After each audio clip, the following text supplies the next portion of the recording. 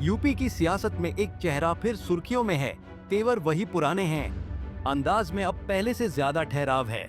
जी हाँ, हम बात कर रहे हैं बसपा सुप्रीमो मायावती के भतीजे और पार्टी के नेशनल कोऑर्डिनेटर आकाश आनंद की, जिन्होंने हाथरस के सादाबाद में जिस आक्रामक अंदाज में हुंकार भरी, उसने 2027 के चुनावी समर में बसपा की नई पटकथा के संकेत दे दिए हैं।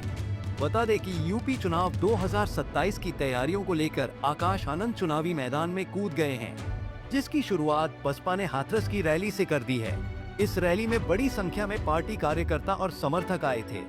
इस दौरान युवाओं में आकाश आनंद को लेकर पहले की तरह क्रेज दिखाई दिया, तो वहीं उनके अंदाज में बसपा सुप्रीमो मायावती की नसीहतों का भी असर देखने को मिला।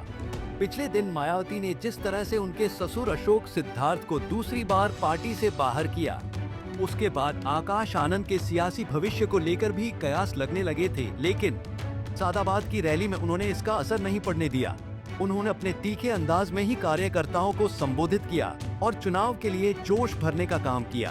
तो मैं आप सबसे पूछना चाहता हूं कि क्या ये इनकाउंटर या बाबा की सरकार, जिससे बहुत अपने आप को फेमस किया जा रहा है, क्या यहाँ पर कानून का राज है या फिर पुलिस की आड़ में गुंडों का राज?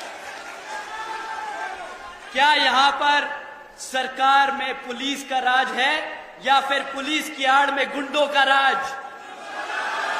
क्या ऐसी सरकार को दोबारा मौका देंगे आप? बता दें कि जनसभा के दौरान आकाश आनंद ने चुन चुनकर सत्ता पक्ष से लेकर विरोधी दलों पर निशाना साधा। एक तरफ जहां युवाओं और छात्र आंदोलनों की बात करके समाजवादी पार्टी और कांग्रेस को आड़े हाथों लिया, तो वहीं सत्ता पक्ष को घेरने में भी उन्होंने कोई कोर कसर नहीं छोड़ी। लेकिन इस पूरी सभा में उन्होंने कोई विवादित बयान नहीं दिया, जिससे उनकी सियासी परिपक्वता का पता चलता है। साथियों, पिछले 10 सालों में 7,000 करोड़, साथियों 7,000 करोड़ से ज्यादा आपके टैक्स के पैसों से इस बीजेपी की सरकार ने अपनी नाकामियां छुपाई हैं।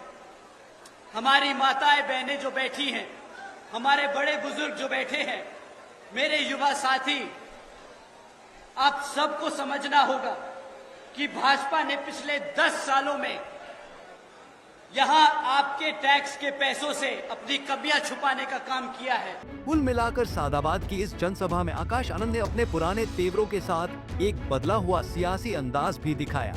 हमलावर वही रहे, लेकिन शब्दों और रणनीति में पहले से ज्यादा संयम नजर आया। अब सवाल सिर्फ इतना नहीं है कि आकाश आनंद कितनी आक्रामक राजनीति करते हैं। असली सवाल ये है कि क्या उनका ये नया अंदाज 2027 में बसपा को यूपी की सियासत में फिर से मजबूत जमीन दिला पाएगा। Bureau report, Punjab Kesari TV.